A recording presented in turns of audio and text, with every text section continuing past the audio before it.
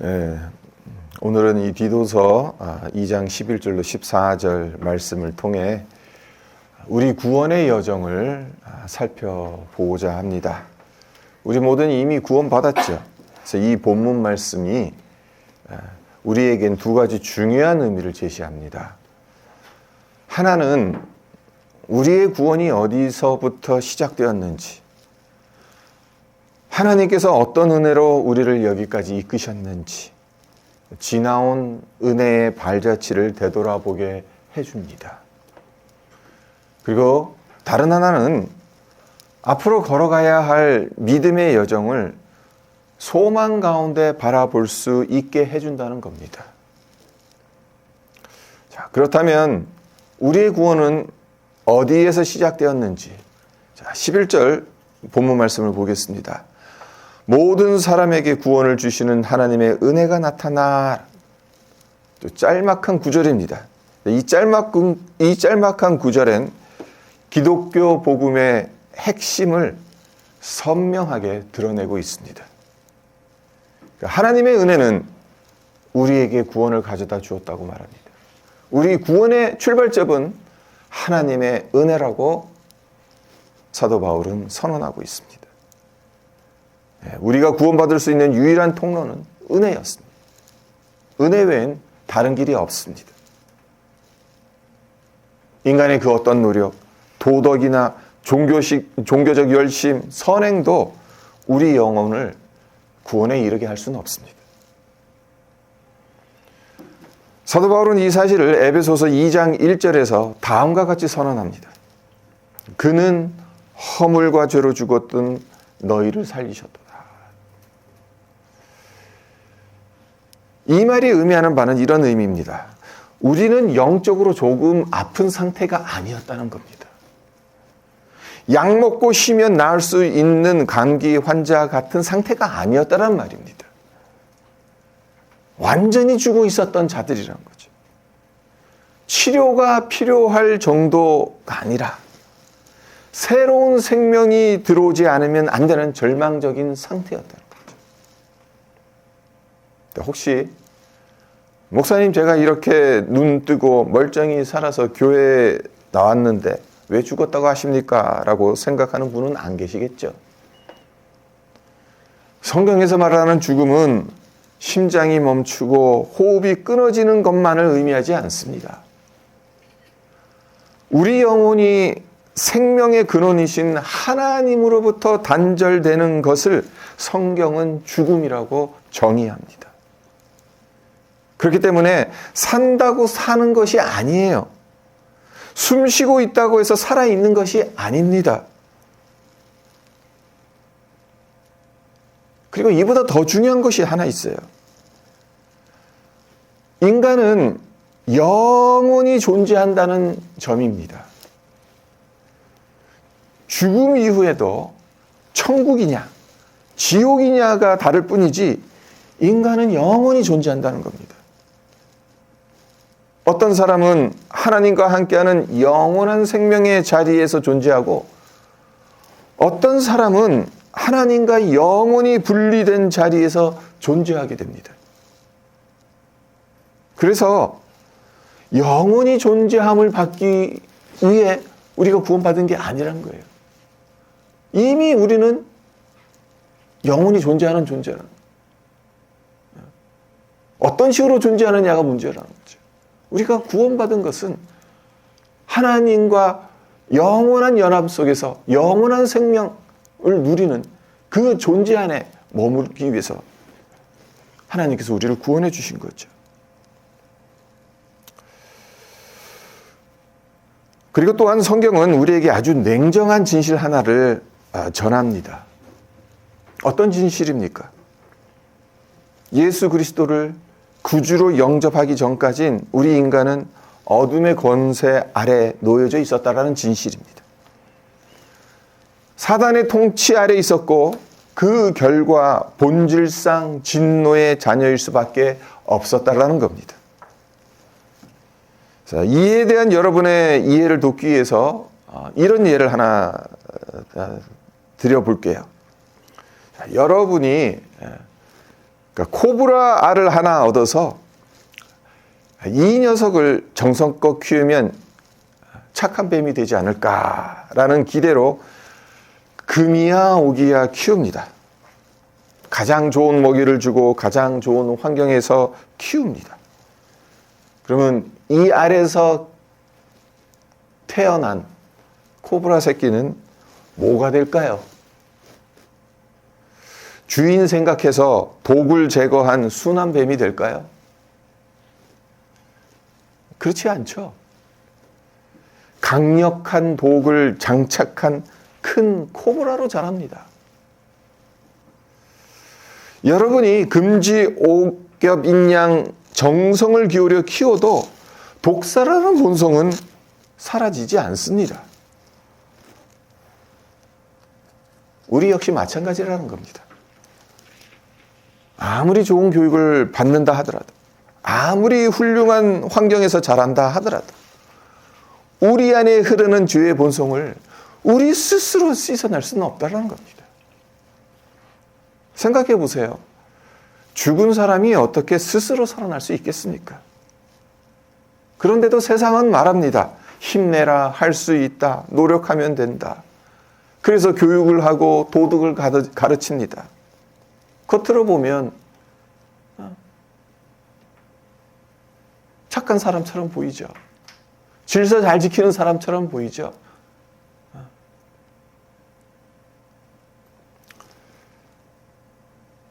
하지만 속을 들여다보면 그렇지 않습니다.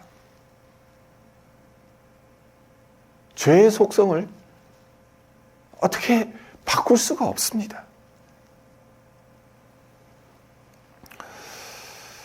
죽은 자를 살리는 일은 오직 한 분, 생명의 주인이신 하나님만이 하실 수 있는 일입니다. 본질상 진노의 자녀인 우리가 이 저주에서 벗어날 유일한 길은 예수 그리스도 뿐입니다. 나의 선함이 아니라 하나님의 자비가, 나의 공로가 아니라 하나님의 은혜가 우리를 살리신 줄 믿습니다. 우리의 구원은 이런 하나님의 은혜로 시작되었다는 것. 그리고 이어서 12절을 보세요. 이 은혜의 역할을 사도 바울이 한 차원 더 깊게 확장시키고 있습니다.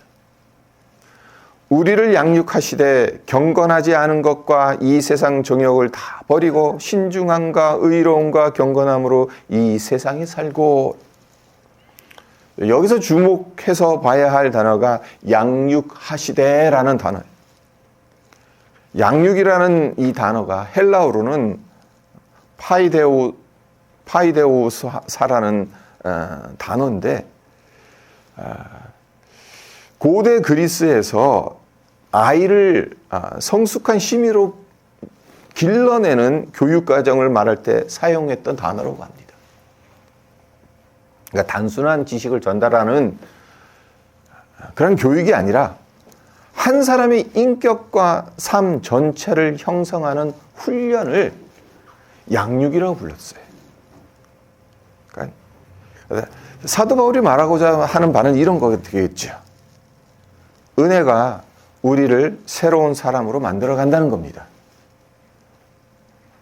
경건하지 않은 것과 이 세상 정욕을 버리도록 우리를 훈련시켜 간다는 겁니다. 12절에 보면 여러 단어들이 나오죠. 신중함이라는 단어가 나오죠. 이 신중함은 나 자신을 절제한다는 뜻입니다. 그리고 의로움이라는 것은 다른 사람을 향해 바르게 행한다는 것을 의미합니다. 그리고 경건함이란 하나님을 의식하며 살아간다는 의미입니다. 네, 은혜가 우리를 어떻게 빚어가냐? 이 신중함과 의로움과 경건함으로 우리를 빚어간다는 겁니다. 그러니까 은혜로 우리가 하나님의 자녀, 그러니까 우리가 거듭나게 되죠.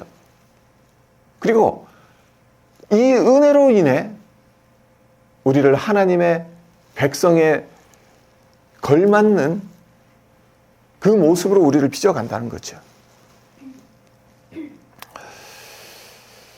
우리는 율법 학교를 졸업한 자들이에요. 율법 학교를 다닐 필요가 없어요. 예전엔 율법이 우리에게 끊임없이 요구했습니다. 이거 해라, 저거 하지 마라. 이렇게 안 하면 벌 받는다. 뭐 이런 식으로. 근데 중요한 건 율법이 우리에게 기준을 제시하기는 했습니다만은, 그렇죠. 이렇게 살아야 한다. 이건 죄다. 이렇게 하면 벌을 받는다. 라는 분명한 기준을 제시하기는 했습니다만은, 율법 자체가 우리가 그렇게 살아갈 수 있는 능력을 제공하지는 못했다는 겁니다. 기준은 제시했지만 능력을 주지는 못했다는 것. 근데 상황이 바뀌었죠. 어떻게 바뀌었습니까? 이젠 더 이상 율법 학교의 학생이 아닌 은혜 학교의 학생이 되었다는 겁니다. 근데 이 은혜 학교는 참 특별한 학교입니다.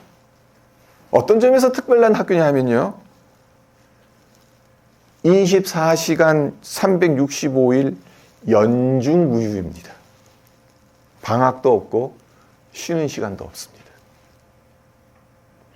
어떻게 하면 더 주님을 닮을까? 어떻게 해야 하나님을 더 기쁘게 해드릴까라는 숙제들로 하루하루를 살아가야 합니다. 자, 목사님 너무 힘든 것 아닙니까? 교육부에 고발해야 되는 거 아닌가요? 아니, 방학도 없고 주말도 없고 매일 공부해야 됩니까? 학교를 다녀야 합니까? 그렇게 생각하시는 분이 계실지도 모르겠어요. 하지만 우리는 누굽니까?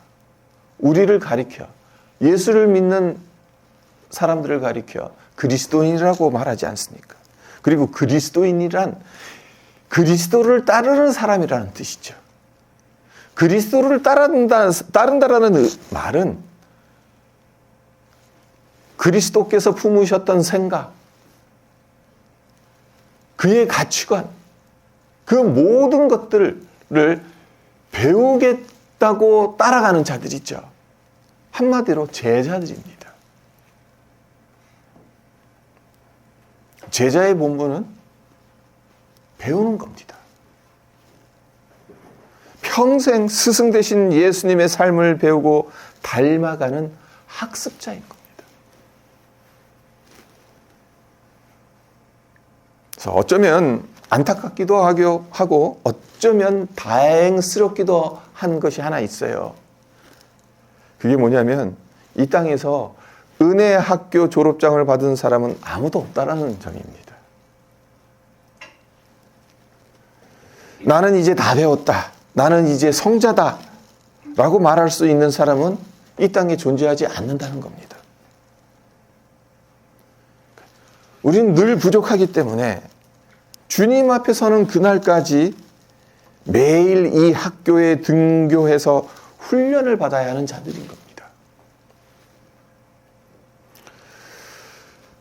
노예 상인이었다가 하나님의 은혜로 거듭난 존 뉴턴이 남긴 고백이 있습니다.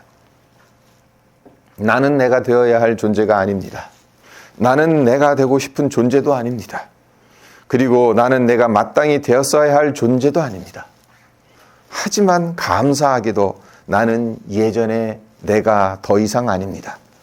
나는 하나님의 은혜로 지금의 내가 되었습니다.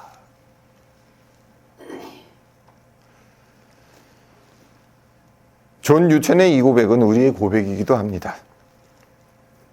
비록 우리는 여전히 미완성이고 미숙하고 불완전합니다만 은혜 안에서 자라가는 중이고 하나님의 은혜로 지금의 내가 된 것입니다.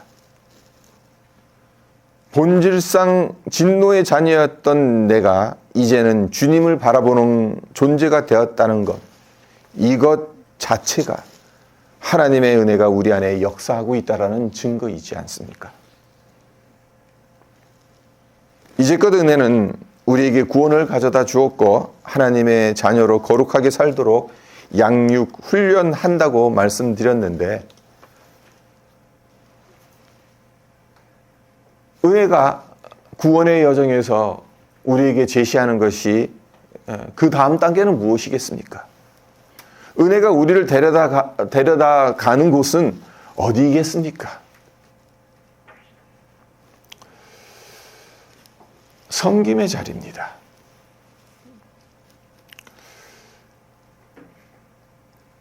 그러니까 이것을 이제 14절에서 우리가 찾아볼 수가 있는데요. 그가 우리를 대신하여 자신을 주심은 모든 불법에서 우리를 속량하시고 우리를 깨끗하게 하사 선한 일을 열심히 하는 자기 백성이 되게 하려 하심이라.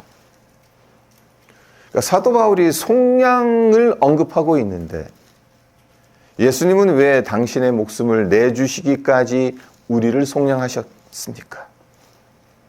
단순히 천국 티켓을 우리 손에 쥐어주기 위해서입니까? 구원받은 성도에게 천국 티켓은 너무나도 귀한 것이기는 합니다만은 그게 전부는 아닙니다. 바울은 분명히 말합니다. 예수님께서 우리를 구원하신 이유는 선한 일을 열심히 하는 하나님의 백성으로 만들기 위해서라는 겁니다. 선한 일을 열심히 하는 자기 백성으로 하나님께서 우리를 빚어가신다는 것. 이게 다름 아닌 우리를 섬김의 자리로 이끈다는 거죠.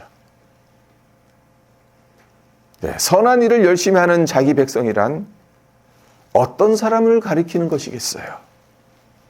좋은 일을 하고 착하게 사는 사람이겠습니까? 물론 그것도 포함되겠습니다마는 바울이 말하고자 하는 의미는 그보다 훨씬 더 깊습니다.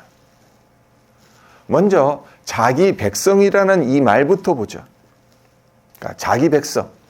이 말은 구약의 언어를 그대로 가져온 거죠. 하나님께서 구약 이스라엘 백성들을 가리켜 내 백성이라고 부르셨던 것처럼 예수 그리스도를 통해 구원받은 자들을 하나님의 백성으로 삼으셨다는 뜻입니다.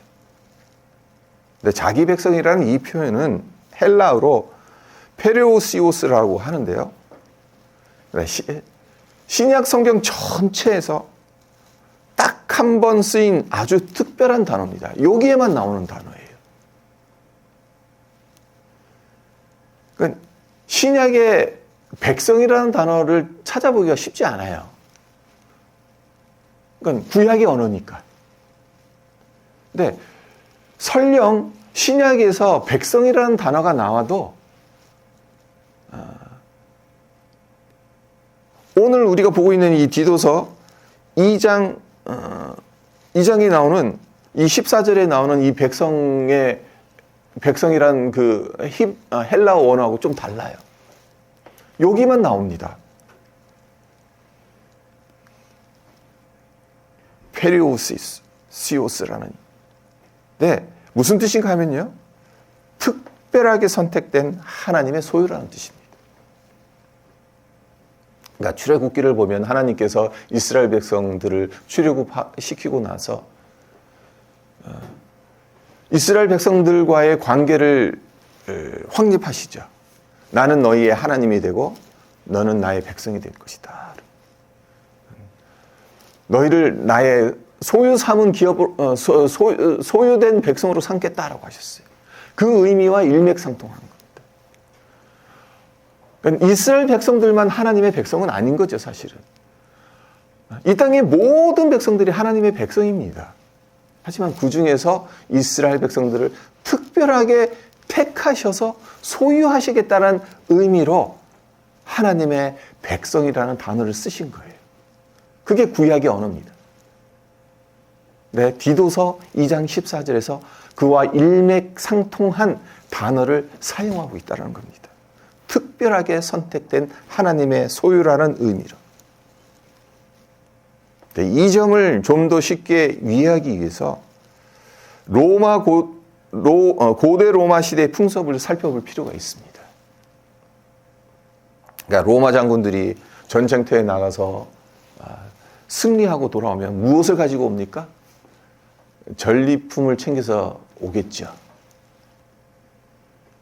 네. 이 수없이 많은 그 전리품들을 가지고 와서 이제 뭐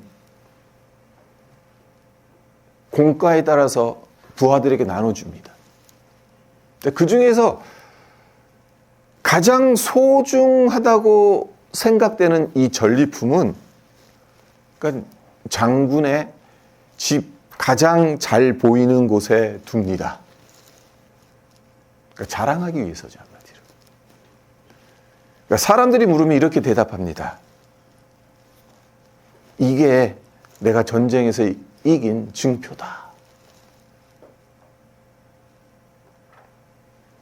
그러니까 지금 디도서에서 사도 바울이 말하고 있는 이 백성이라는 의미는 이런 의미입니다. 장차 하나님의 영광이 완전히 드러나는 그날에 저와 여러분이 하나님의 승리를 보여주는 증거가 된다는 겁니다.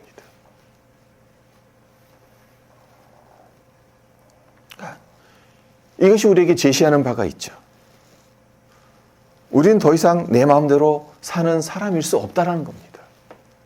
하나님께 속한 사람이라는 겁니다. 예전에는 내 인생이니까 내가 하고 싶은 대로 살았을런지 몰라도 은혜를 경험한 사람은 그 마음을 다르게 먹는다는 겁니다. 은혜를 경험한 사람은 이렇게 고백한다는 겁니다. 내 인생은 더 이상 내 것이 아닙니다. 하나님께 속한 인생입니다. 이것이 14절의 자기 백성이라는 의미입니다. 그리고 선한 일을 열심히 하는 이 표현 또한 우리가 좀 생각해 볼 필요가 있습니다. 선한 일을 열심히 한다는 것, 무엇을 의미하는 것이겠습니까? 그러니까 착하게 열심히 살아가면 돼요. 그렇죠? 착하게 열심히 살아야죠. 여기서 말하는 선한 일을 열심히 한다는 것은 기쁜 마음으로 열정적으로 한다는 의미입니다. 마지못해 하는 것이 아닌, 억지로 하는 것이 아닌.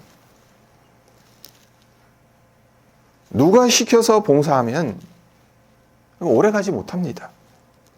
의무감으로 해야 하니까 하는 것은 언젠간 지치게 되어 있습니다. 하지만 은혜를 깊이 경험한 사람은 그렇지 않죠. 주님께서 그 귀한 피를 나를 위해 십자가에서 쏟아부어 주셨는데 내가 어떻게 가만히 있을 수 있는가? 내가 어디에서 섬길 수 있을까? 내가 누구를 도울 수 있을까? 내가 하나님의 나라에 어떻게 쓰임받을 수 있을까? 이런 마음이 드는 거죠. 그래서 선한 일을 억지로 하지 않습니다. 자발적으로 합니다. 하고 싶어서 합니다.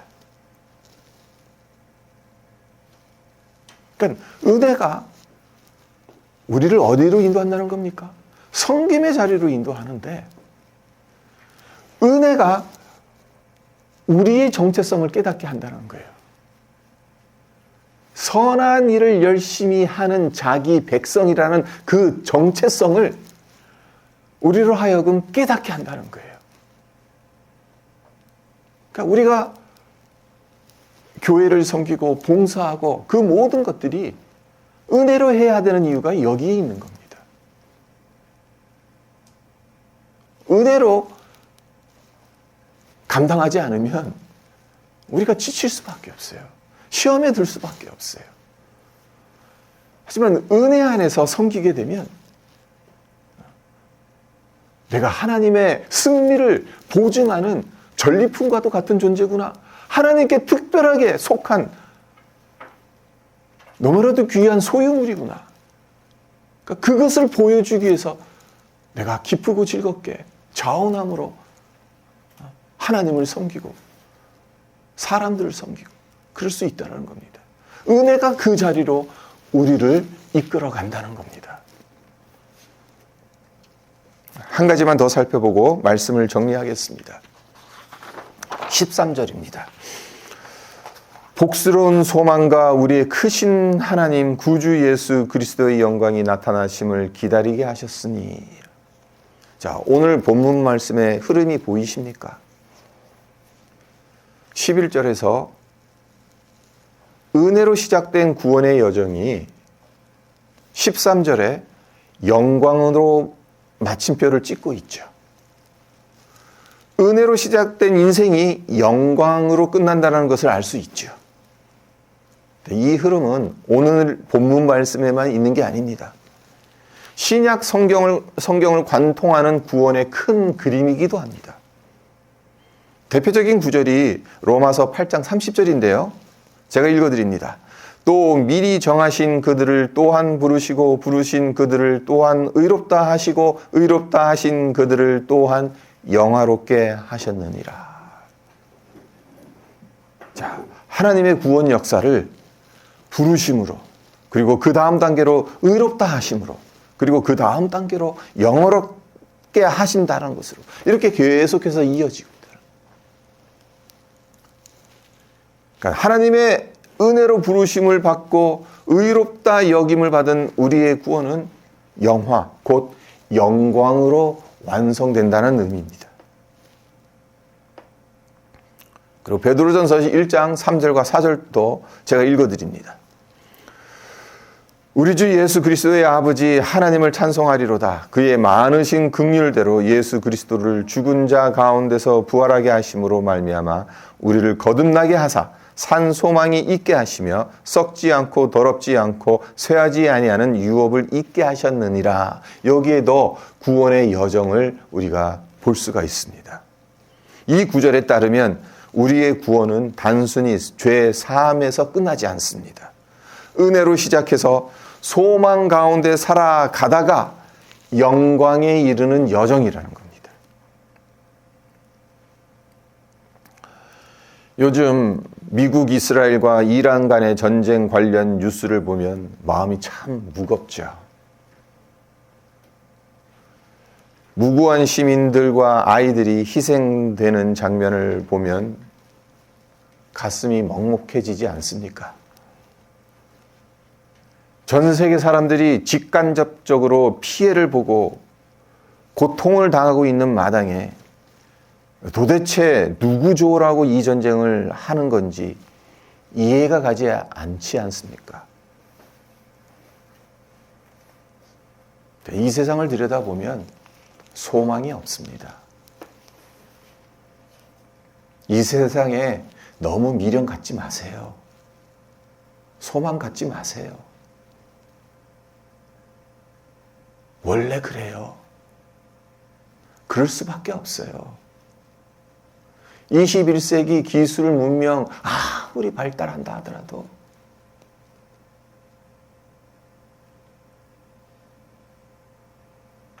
코브라를 아무리 좋은 환경에서 아무리 좋은 먹이를 먹이면서 키운다 한들 그 코브라의 독성이 제거되지 않는 것처럼 인간의 죄성은 사라지지 않습니다. 그래서 이 세상에 너무 큰 마음을 두지 말아야 해요. 우리는 나그네입니다.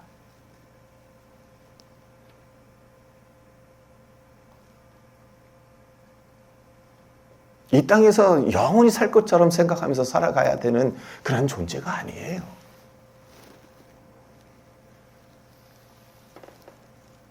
이 세상은 본질적으로 깨진 세상이에요.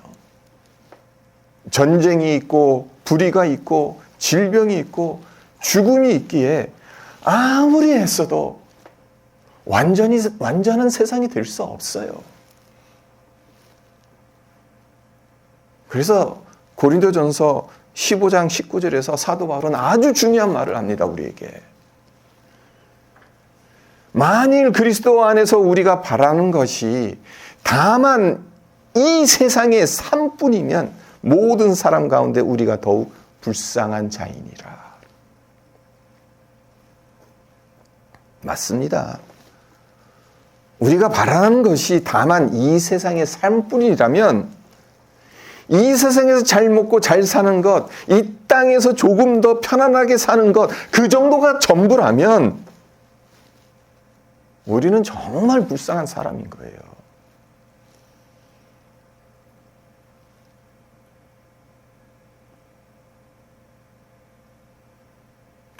우리에게 왜 은혜가 필요합니까?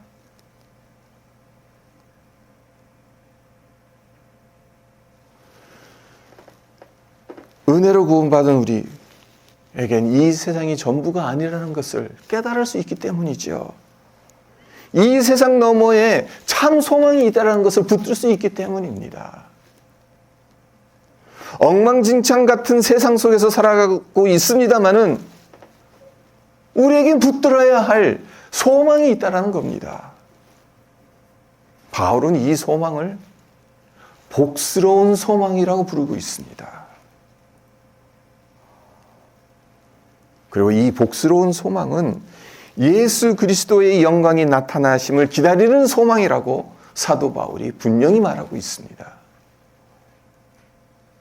성도 여러분, 이 사실을 꼭 기억하시기를 바랍니다. 은혜로 시작된 삶은 마침내 영광으로 끝날 것입니다. 우리는 은혜로 구원받았습니다. 은혜 가운데 특별하게 선택된 하나님의 소유로 빚어져 가고 있고 주님을 섬기고 있습니다. 그리고 언젠간 예수 그리스도의 영광을 보게 될 것입니다. 그러므로 아무리 세상이 혼란스럽고 인류의 역사가 엉망진창인 것 같고 우리의 삶이 광야처럼 느껴진다 하더라도 이 복스러운 소망을 품으시기를 바랍니다. 예수 그리스도께서 영광 가운데 다시 오시는 그날 우리의 믿음은 완성이 되고 우리의 구원은 완전해질 것입니다. 우리에게 은혜의 문을 열어주셨던 하나님께서 그날에는 찬란한 영광의 문을 활짝 열어주실 것입니다. 우리 모두 이 은혜 안에서 살아가시기를 우리 주 예수 그리스도의 이름으로 축원드립니다.